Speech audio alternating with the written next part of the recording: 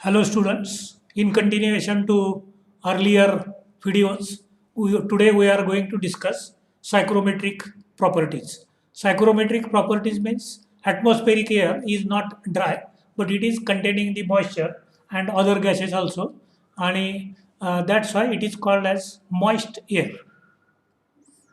Dry air, though we call it as a dry air, but it is mainly consists of nitrogen, oxygen, and other gases CO2, hydrogen, argon, neon, helium, etc.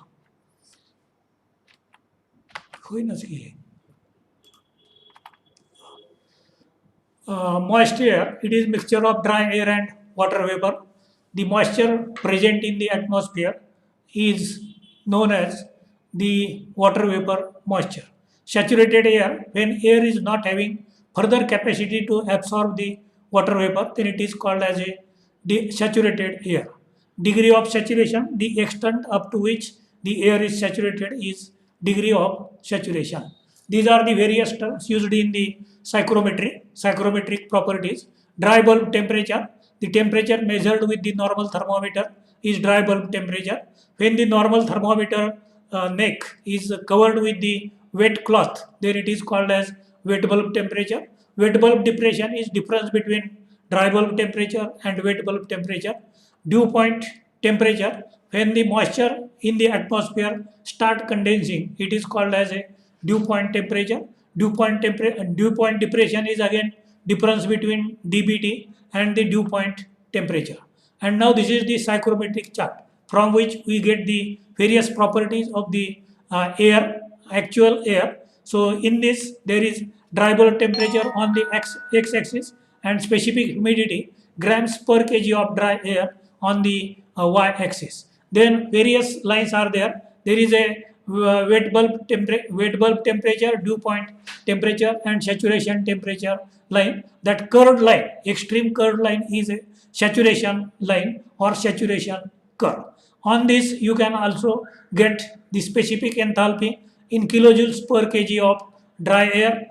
Then vapor pressure of the air means whatever vapor is present in the atmosphere, its pressure, partial pressure.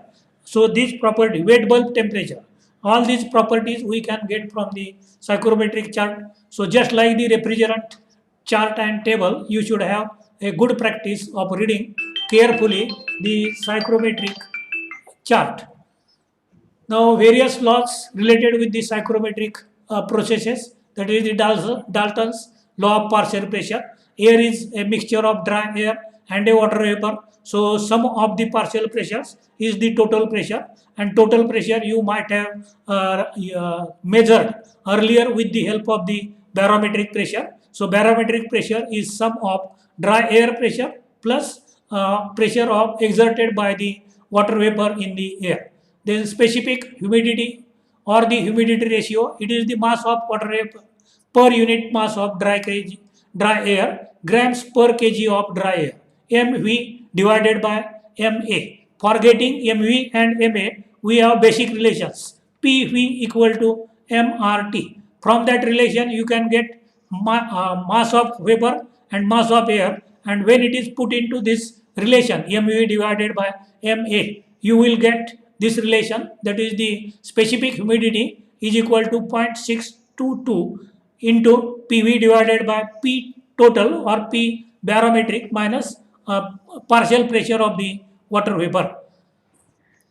Then relative humidity, it is the again indicates the capacity of atmospheric air to absorb the moisture further in that air. 60% relative humidity means it has still capacity to hold additional 40% moisture. However, this relative humidity is a function of temperature of the air. If temperature increases, its capacity to hold the moisture will also increase. So, relative humidity will decrease as temperature decreases without increasing the specific humidity of the air. Then this is the relation mu, degree of saturation, specific humidity of given air divided by specific humidity of saturated air. Saturated air means relative humidity is 100%. Air cannot hold the further moisture in that air. that is the called as a saturated air. The addition of further moisture will start condensing the moisture or separating the moisture. So earlier we have seen the relation W, specific humidity, is equal to 0.622 PV divided by PT minus PV. So that has to be applied for specific humidity of given air and specific humidity of saturated air. Then to calculate or to get the partial pressure of water vapor in the air, this is the Carrier equation. Carrier equation, it is an empirical relation. It has been found by, it has no derivation or proof as such. So it is determined from the experimentation done, and that's why it is called as a empirical relation, EM. And when it is IM, empirical relation, that is the thumb rules or by the practical observations. So this relation can give you the partial pressure of water vapor in the air. And when this partial pressure of water vapor obtained by this formula, you can refer to the steam table and you can get the dew point temperature. Dew point temperature is corresponding saturation temperature from the partial pressure. Steam table मध्ये जसं atmospheric pressure La 100 degrees Celsius is boiling point, but if that partial pressure is less, correspondingly boiling point will be determined from the steam table. Then the next relation is enthalpy of moisture. Moist air is a mixture of dry air plus water vapor. So enthalpy of the moist air will be enthalpy of dry air plus enthalpy of the water vapor. Enthalpy of dry air will be mc delta T, and if as we are calculating per kg, so m will be 1. So C delta T. Delta T means temperature difference. But for the enthalpy, calculation of enthalpy, datum is 0 degrees Celsius, and therefore Cp into temperature, actual temperature of air, because T2 minus T1, T1 datum temperature is 0. So that will be that. Then water vapor. What is the condition of water vapor in the atmosphere? It is the superheated, because dew point temperature is considerably below the atmospheric temperature. You are able to naturally observe the dew in winter only. So dew point temperature is considerably below the atmospheric temperature. So condition of water vapor in the atmosphere is superheated condition, and hence the enthalpy of superheated vapor will be equal to Hg. Hg means dry and saturated vapor plus Cp delta T. Cp delta T means dew point टेम्परेचरच्या वरती जेवढा atmospheric temperature आहे ते, तर याच्यामधला हा further part जो आहे plus W, that is the water vapour content grams per kg of dry air, HGDP, that you will get from the steam table, that is at the dew point temperature or partial pressure of water vapor temperature, plus 2.3 is specific heat of that water vapor, and again the dew point temperature minus the 0 means again dew point temperature. So this will give you the enthalpy of moist air.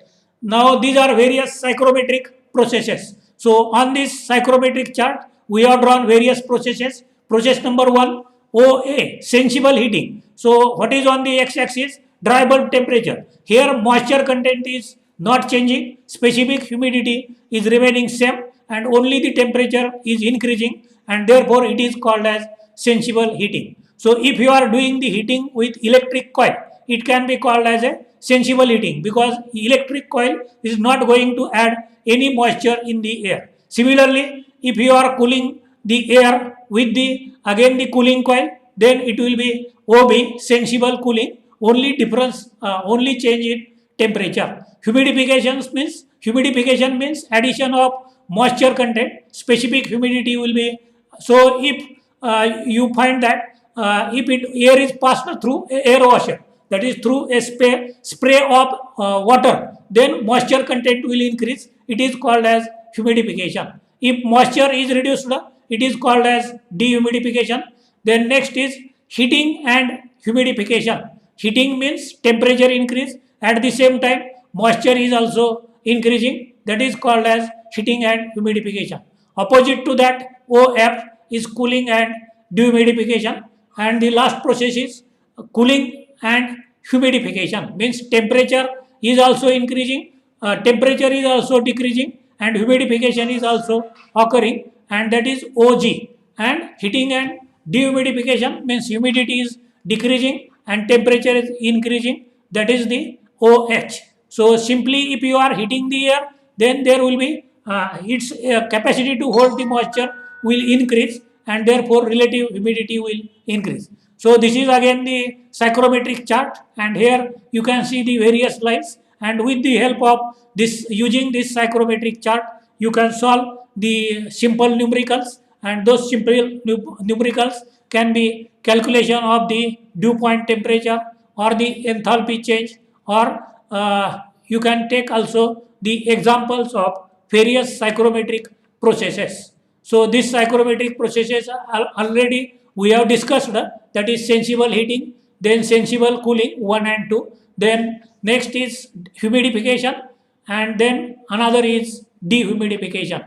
So humidification is 3 and dehumidification is 4. So these are the various processes. So now you might have seen the example of a dry air cooler which is used in the dry and hot conditions. Dry and hot conditions means humidity is also less and temperature is more. In that case, you will find that it is along the constant wet bulb temperature line, that is it is only the humidification, and at the same time the moisture content is increasing.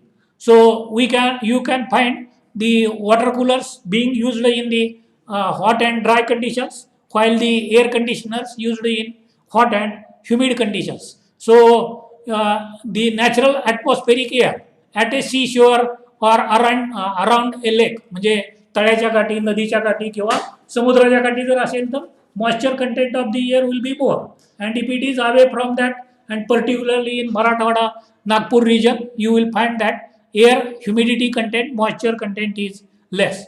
So desert cooler or the water cooler, simple desert cooler is technical नाव आहे, water cooler normally त्याला म्हणतात. तर तो तुम्ही dry and hot कंडिशन्समध्ये, म्हणजे जिथं humidity कमी आहे तिथं तुम्ही पाहू शकता. So already I have talked about the book for this subject. Panchal सरांचं पुस्तक आहे, आणि तशीच आपल्या मेकॅनिकल डिपार्टमेंटमधल्या बहुतांशी प्राध्यापकांची त्यांच्या विषयाची पुस्तकं आहेत. मोरे सर असतील, पांचाळ सर असतील किंवा बाकी सर असतील, तर त्यांची पुस्तकं तुम्ही वापरू शकता. धन्यवाद.